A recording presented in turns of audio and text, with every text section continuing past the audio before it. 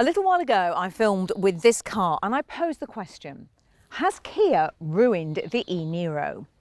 Well, the only way to answer that is to put it head to head. With this? The old one? Yeah, you are older than me, aren't you? What?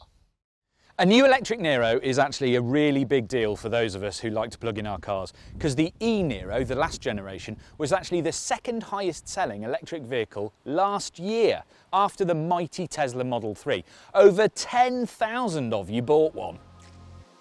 And now there is a new model, and I think it's fair to say that it's controversial in quite a few ways. The looks are divisive, and some of the technical details make it look like a step back rather than a leap forward.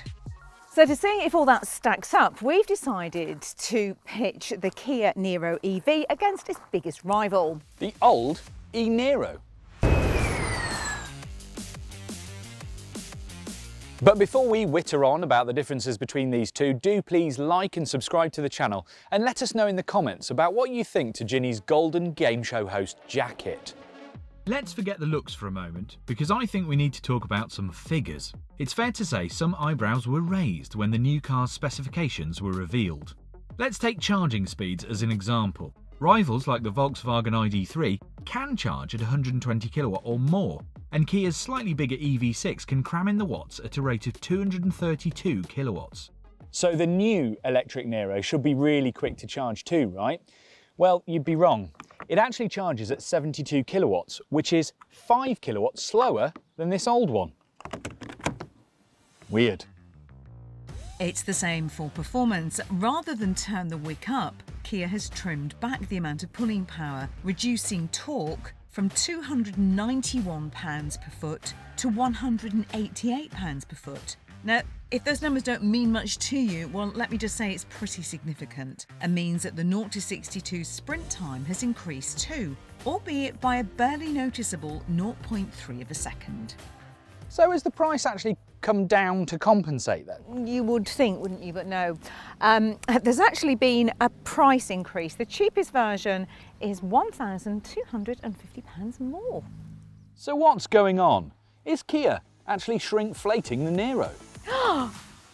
Well, there are some good bits too.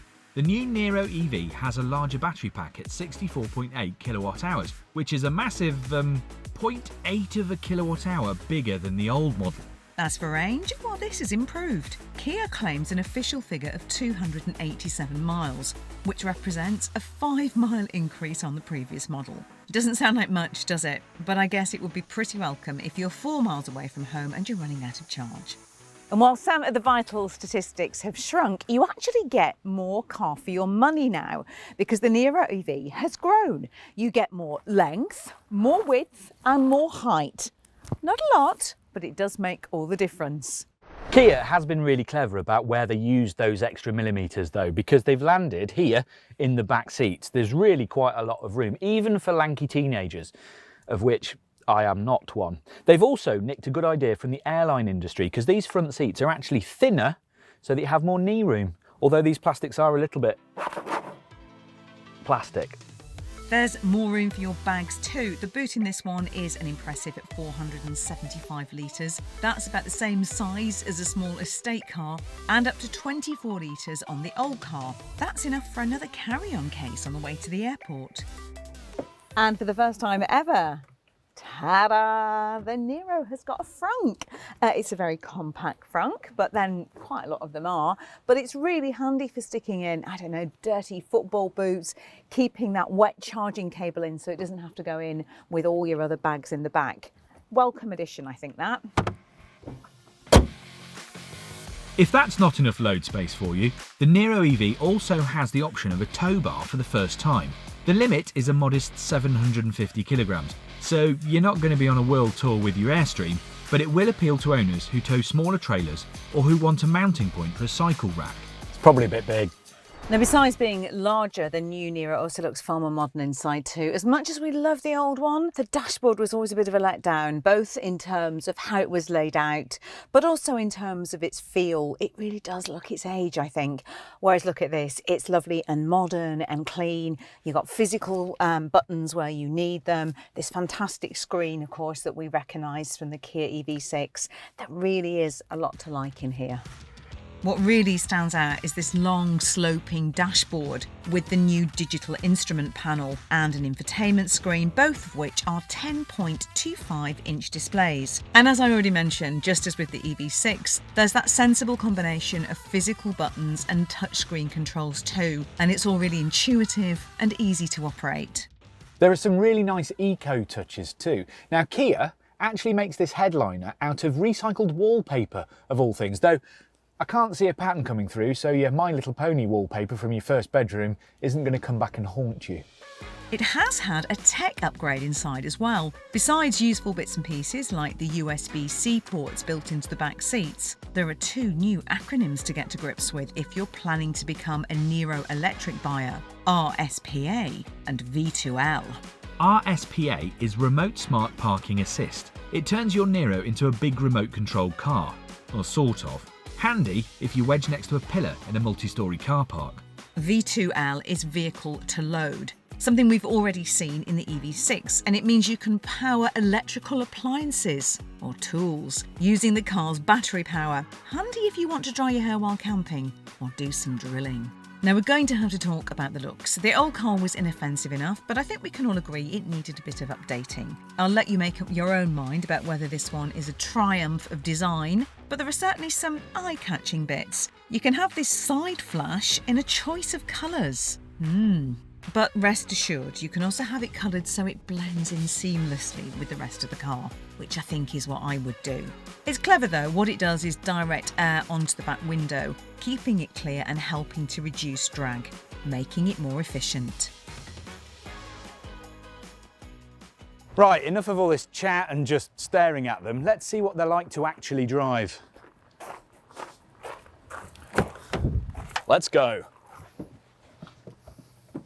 Driving the old car, one of the first things you notice is it's really quite fast. This is supposed to be a family SUV, but it sort of behaves like a 1980s hot hatchback when you're pulling out of a junction or on a wet road, because it does have a tendency to really scrabble its front tyres. Now most of the time that's taken care of by the traction control system, but you see the little light flashing all the time.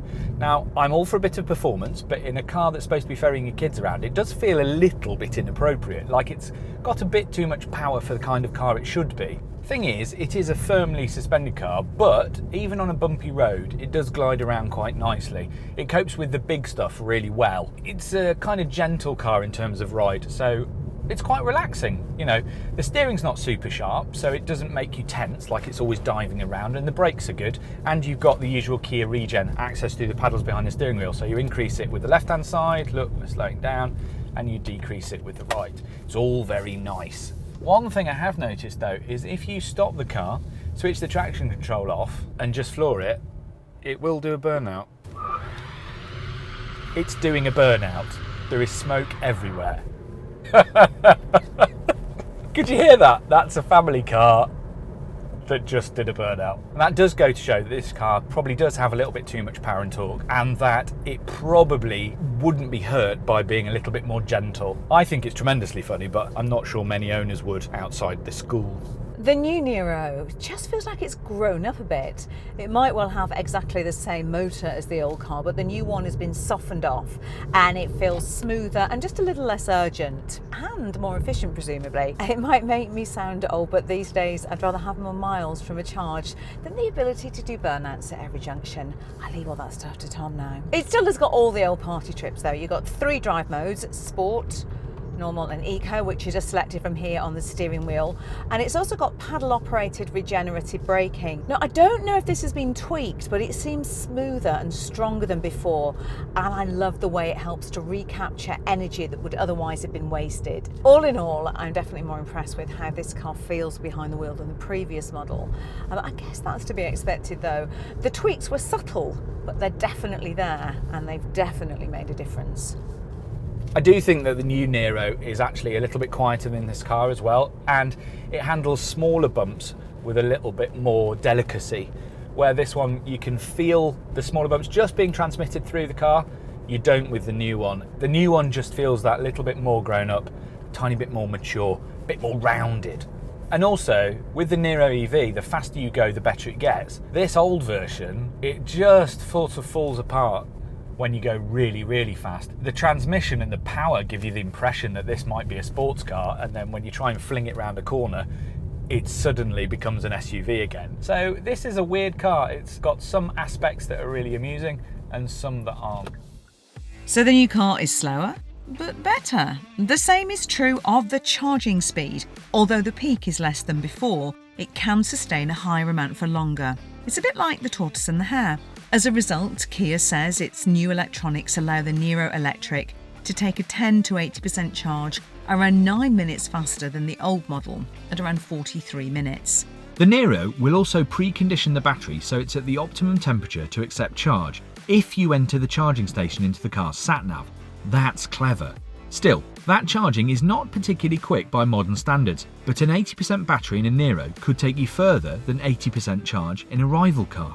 So while it might seem that the Niro has taken a few steps backwards, counterintuitively, less is actually more when it comes to this car, and Kia has actually moved the car forwards. There is no doubt in my mind that I would choose the new one over the old one now. Do you know what? I absolutely agree with you. I think this is a more mature, better, more grown-up car. I do have a spanner for you though. Oh, you love your spanners, don't you? I do. If you get a very top spec Niro EV like this one in a 4 grade, there is another Kia that is bigger, faster, nicer to drive and more spacious, and it doesn't cost that much more money. Can I guess? Yep. Would it be an EV6? It would be an EV6, which is a little bit scary considering I think I'd have that car over this one, no matter how much I like this. And that, my friends, is a whole second video. Just another reason to subscribe to the channel. And don't forget, you can get the full lowdown on both of these cars right here on our YouTube channel in individual reviews. And as always, do subscribe and switch those notifications on because we have some great videos heading your way.